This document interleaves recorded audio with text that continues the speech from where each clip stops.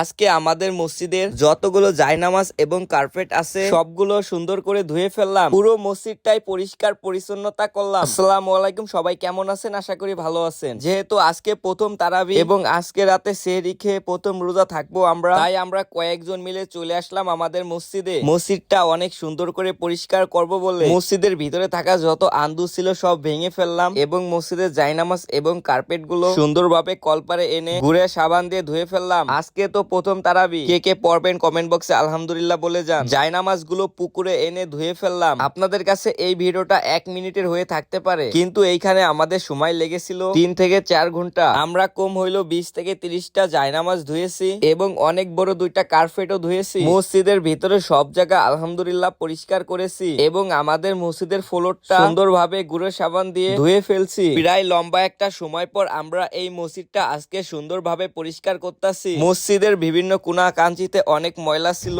সব ময়লাই আমরা বের করার চেষ্টা করেছি। অবশেষে মসজিদটা পরিষ্কার করা হয়ে গেছে। আবার চলে আসলাম জায়নামাজগুলো উল্টাই দিতে। সবাই ভালো থাকেন, আল্লাহ হাফেজ।